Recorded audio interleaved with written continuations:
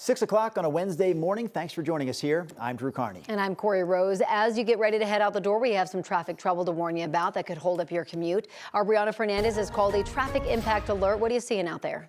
Yeah, right now we don't have the best camera, but for your Wednesday morning, we have issued that traffic impact alert. This is all happening northbound I-25, so all northbound lanes right now are shut down. This is between Fort Collins and Wellington. So all the way up north, you're going to see a heavy police presence. Colorado State Patrol, they posted on social media that this is due to a crash investigation that's happening along northbound I-25. I've actually just replied to their social media posts. I've also emailed them just to see if we can get a little bit more information of if there's any injuries, how long will this closure last, and how many vehicles were involved. So I want to show you what this looks like on our maps as well. So northbound I-25, again, it's closed due to that crash investigation. Just south of Wellington, north of Fort Collins. Southbound I-25, that right lane is also closed because of that crash investigation. So it's a big, heavy police presence in that area, which is why we're seeing so much activity out there. That purple shaded area that you're seeing right now on your screen, that is that full closure, and then right behind it we have standstill traffic. So no one will be able to get through that area, and that's because we have a full shutdown if you are trying to head to Wellington from Fort Collins. So right now we are still trying to wait for more information from Colorado State Patrol. Once we do, we will keep you guys updated. All right, thank you, Brianna. We do want to get to Katie's forecast, but not right yet. We do want to talk about our top story here. A lot of drivers still dealing with a huge headache after this pileup near the Eisenhower Johnson tunnels. This was in the eastbound lanes of I-70, just past where you would exit for Loveland Ski Area or Loveland Pass. Our live crew there was able to get this drone footage over the scene, giving you a better idea of just how massive this pileup was. Our man in the mountains, Matt Renew, was there unseen when the news broke out. He joins us live along I-70 this morning. Matt deserves a lot of credit covering the story last night. Matt, back at it again this morning, and I know you were able to actually speak to some of the people who were stuck in that backup. You're right, Drew and Corey. Good morning, and definitely a scary moment, about as scary as it gets for drivers. Still a little bit of snow here at the Continental Divide, but the good news, traffic flowing I-70 has reopened, but it was pretty chaotic last night. As we just saw, 9 News able to fly one of our drones over that crash yesterday. You can see the scope of damage from that. Just cars and box trucks and semis in that crash just east of the Eisenhower Johnson tunnels. 19 people were looked at for injuries. 8 were taken to local hospitals. The State Patrol says one of those people had serious injuries. I got there shortly after that crash yesterday, right as dozens of tow trucks were coming in and starting to clear that crash, or at least try to. Drivers that I talked to blame the slick roads, but really the low visibility we saw in the mountains yesterday. It wasn't horribly icy, but you couldn't see well, and the snow was starting to stick to the windshield, and you were kind of like leaning over a little bit to try and see, and then saw the cars in front of you start jackknifing, and then slowed down and stopped about 45 yards back, and then saw tractor trailers jackknifing behind you, and slowly crept my way forward trying to get over to the side of the highway so I didn't get hit. You had to be terrified. Yeah, I mean, my heart was racing. It was like I was in the middle of a downhill ski race. I haven't had that feeling in a while. Except in a car with 78 others around you. Yeah, I think I'd rather be skiing.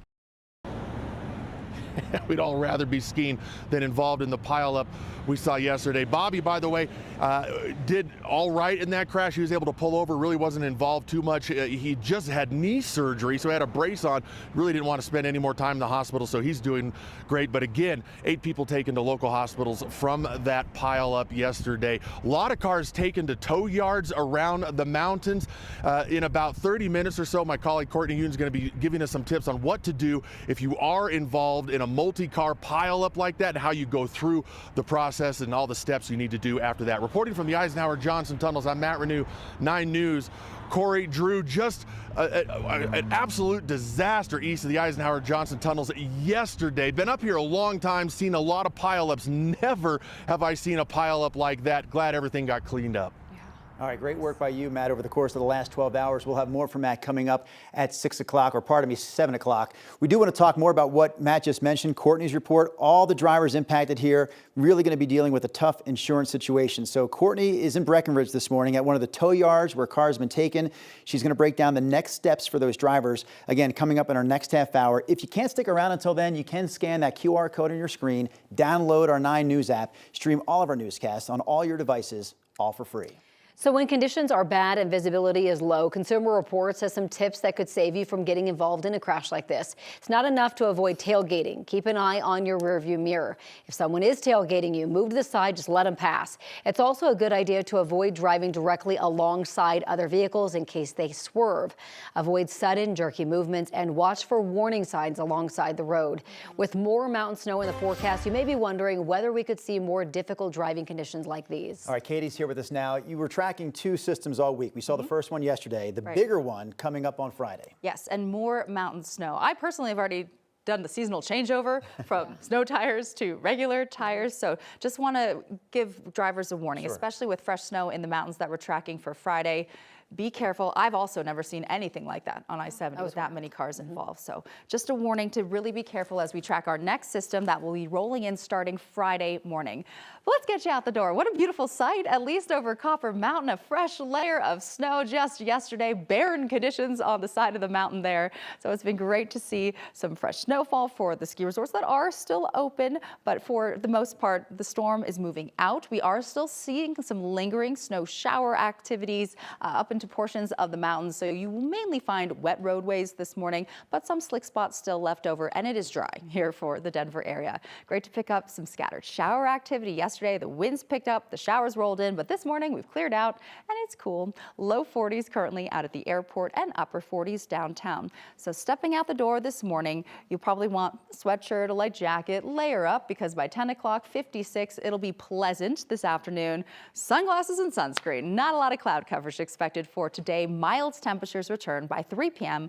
upper 60s to near 70. No advisories to tell you about. We have a little break. Some calmer conditions arrive for this afternoon and evening. The mountains will start to see any mountain shower activity and clouds clear out. Today, 60s and 70s across the plains, 40s and 50s in the high country. We're bracing though for our next storm system. Ahead of that, tomorrow turns warm and windy. Neighborhoods may reach around 80 degrees for the Denver area and eastern plains. Then cold air and snow make a comeback, and we do have the chance for winter weather here in Denver as well. So not just the mountains bracing for snowfall chances. It's going to be a rain-snow mix with temperatures still in the 40s, but a hard freeze ahead as well. A lot of us will really feel the impacts of some winter weather. Just want to get you prepared. I'll break down futurecasts and some of the totals we're anticipating still to come. All right, Katie, thank you. We have an update to a story we brought you yesterday morning. The man convicted of a series of pipe bomb blasts in Grand Junction decades ago could actually be released from prison as soon as next month. We've been covering this story for a long time now. The daughter of a man who was killed by one of those bomb blasts says that she is fighting to make sure that doesn't happen. We're talking about James Ginrich. He's in prison for those pipe bomb blasts back in the late 80s and early 90s. One of the bombs exploded beneath a van, killing 12-year-old Maria Gonzalez. Another one blew up under a pickup truck, killing Henry Rubel. Ginrich was convicted of murder based on expert testimony that said the remnants of those bombs could only have come from his pliers and his wire strippers. But that testimony has since been widely discredited using science. As a result, the judge tossed out his murder conviction. Ginrich remains in prison, though. He's up for parole next month. The daughter of Henry Rubel says she still believes he's guilty and hopes he will not be freed. We can't change the motion from yesterday, but we can definitely impact what's going to transpire in the future. By the way, she's not the only one convinced that Ginrich is guilty. Mesa County's district attorney is as well, but he says prosecutors simply don't have enough evidence to try Ginrich for murder again. The trial of an anti-violence activist accused of killing a man in Commerce City is now underway. The jury was seated yesterday in the trial of Lumumba Sayers Sr. The former MMA fighter and founder of Aurora's Heavy Hands, Heavy Hearts Foundation is accused of shooting and killing 28-year-old Malcolm Watson. It happened at a child's birthday party in August of 2024, about a year after Sayers' son was shot and killed. Investigators believe Watson was friends with the man accused of killing Sayers' son. The prosecution and defense went through opening arguments yesterday. The trial is expected to last 2 weeks. An uncontained wildfire burning near the Colorado-New Mexico border continues to grow up to roughly 1.5 square miles at this point. We're talking about the Swacom fire, which started southeast of Trinidad back on Sunday. The governor has already issued a disaster declaration because of it. It hasn't burned any buildings or caused any injuries, but the Lake Dorothy State Wildlife Area remains closed while firefighters work to get containment on the fire. Democrats in Colorado say President Trump is playing politics for again denying the state's request for help recovering from wildfires and flooding. FEMA confirmed $27 million worth of damages from the Lee and Elk fires in Rio Blanco County last year, and another $13 million from flooding across La Plata, Archuleta, and Mineral counties.